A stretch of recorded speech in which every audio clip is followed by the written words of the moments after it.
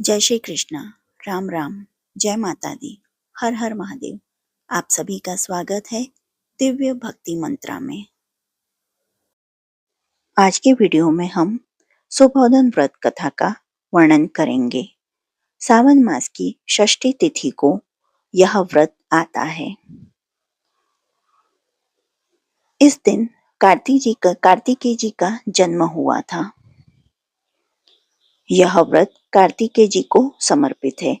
इस व्रत कथा में महत्व, पूजा विधि, कथा, क्या करें क्या न करें, कौन से पौधों को पूजा की जाती है, सारी चीजों का वर्णन है। जो आपको यह वीडियो पसंद आती है तो please like, share and subscribe करें और कमेंट बॉक्स में हर हर महादेव या ओम कार्तिकेय नमः अवश्य लिखें। कार्तिकेय जी को मुर्गन, सुकुमार भी कहा जाता है। चलिए शुरू करते हैं कार्तिकेय जी की व्रत कथा, सुबोधन व्रत कथा। सुबोधन व्रत कथा। सावन मास की शुक्ल पक्ष की षष्ठी तिथि पर किए जाने वाला सुबोधन व्रत एक अत्यंत पवित्र, पुण्यदायक और आध्यात्मिक उन्नति प्रदान करने वाला व्रत है।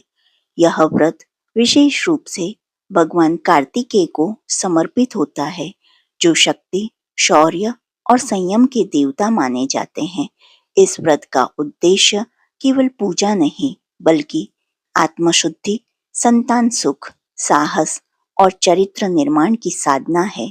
यह व्रत स्त्रियां एवं पुरुष दोनों कर सकते हैं, विशेष रूप से जो कुमार कार्तिकेय के कृपा पात्र बनना चाहते हैं। भगवान कार्तिकेय का परिचय।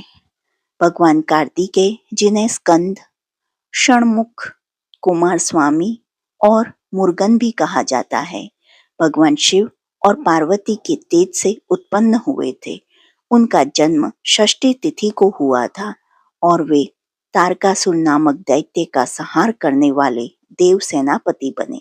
षष्ठी तिथि को देवी षष्ठी की भी पूजा की जाती है, जो बालकों की रक्षिका मानी जाती है। अतः यह व्रत विशेषकर बालकों की लंबी आयु, बुद्धि वृद्धि, शौर्य और संतान प्राप्ति के लिए किया जाता है। सुबोधन व्रत की विधि।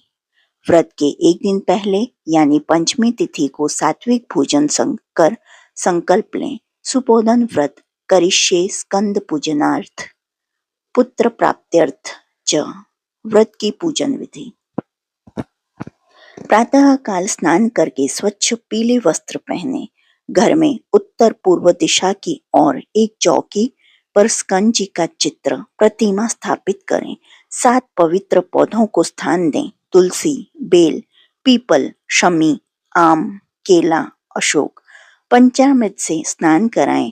फिर चंदन, अक्षत, पुष्प, धूप, दीप आदि से पूजन करें। स्कंदाष्टक, स्कंद गायत्री या षणमुख मंत्रों का पाठ करें। मोदक फल और पंचमेवा का भोग लगाएं। दिन भर व्रत रखें। केवल फलाहार या जल ग्रहण करें। रात्रि में जागरण करें। स्कंद की स्तुति करें। पारण। अगले दिन सप्तमी तिथि को सूर्योदय के बाद पूजन कर ब्राह्मण कन्याओं को अन्न, वस्त्र, दक्षिणा और सुपारी देकर व्रत पारण करें। व्रत की कथा। स्कंद जन्म और तारकासुर वध। अत्याचारी असुर तारकासुर ने ब्रह्मा जी से वर प्राप्त किया कि उसका वध केवल शिव पुत्र से ही संभव होगा। शिव उस समय समाधि में लीन थे और विवाह का विचार ही नहीं था। समस्त देवता चिंतित हुए। शिव पार्वती का विवाह हुआ और उनके तेज से एक दिव्य तेज उत्पन्न हुआ, जिसे गंगा में प्रवाहित किया गया। वहीं से षट कुमार का जन्म हुआ, जिन्हें कृतिका देवियों ने पाला। इसी कारण उन्हें कार्तिकेय या कुमार कहा गया है। बाल्यावस्था में ही उन्होंने युद्ध में तारकासुर को पराजित किया और देवताओं के सेनापति बने। तब से वे शौर्य, तेज, संयम और मातृभक्ति के प्रतीक माने जाते हैं। व्रत का आध्यात्मिक और सामाजिक महत्व। सुबोधन व्रत संयम, स्वच्छता और सात्विकता की साधना है। यह व्रत संतान की रक्षा और सुख हेतु होता है। बुद्धि, साहस और विवेक को जागृत करता है। मातृत्व और पितृत्व के गुणों को पुष्ट करता है। प्रकृति के साथ समरस जीवन की प्रेरणा देता है। व्रत में पूज्य पौधों का महत्व। तुलसी विष्णु प्रिय, शुद्धि और भक्ति का प्रतीक। बेल त्रिदेवों को प्रिय, विशेषकर शिव को। पीपल ब्रह्मा विष्णु और शिव का वास। शमी कर्म शुद्धि और विजय का प्रतीक। केला गुरु का प्रतिनिधि, आस्था और समर्पण। अशोक शोक नाशक, सुखदायक। आम पूजन में मंगलकारी और पवित्रता का प्रतीक। इन पौधों की पूजा से न केवल पर्यावरण की सेवा होती है, बल्कि आत्मा में भी पवित्रता का संचार होता है। शास्त्रीय संदर्भ और मंत्र। स्कंद पुराण में वर्णन है कि षष्ठ्याम स्कंदम यह पूज्ये तुलसी पात्रे सपुत्रवाम पुण्यवाम यशस्वी भवति। इस व्रत में प्रमुख मंत्र ओम स्कंदाय नमः, ओम षणमुखाय नमः, ओम कुमाराय नमः।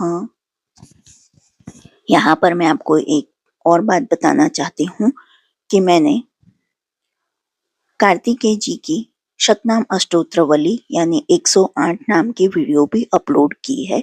जो आपने नहीं सुनी हो तो इस वीडियो को देखने के बाद प्लीज मेरे चैनल पर जाकर अवश्य देखिए। स्तोत्र स्कंदाष्टक, कुमाराष्टक, कार्तिकेय गायत्री मंत्र।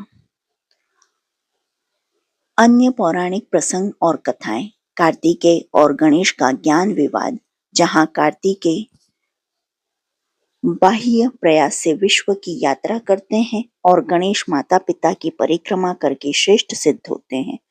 मुर्गन पूजा का दक्षिण भारतीय स्वरूप। तमिलनाडु में कार्तिकेय को मुर्गन कहते हैं और उनकी पूजा अति भव्य रूप में होती है।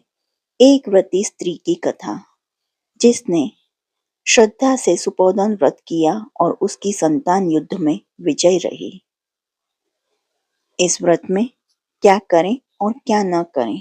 संयम का पालन, स्कंद जप और ध्यान, सात्विकता और स्वच्छता, पौधों की रक्षा और रोपण। इस व्रत में अन्न का सेवन न करें, झूठ न बोलें, क्रोध को त्यागें, अपवित्रता न करें, रात्रि में गहरी निद्रा लें। गुण आध्यात्मिक अर्थ। कार्तिकेय केवल युद्ध और शौर्य के देव नहीं, वे संयम, तप और मातृभक्ति के भी प्रतीक हैं।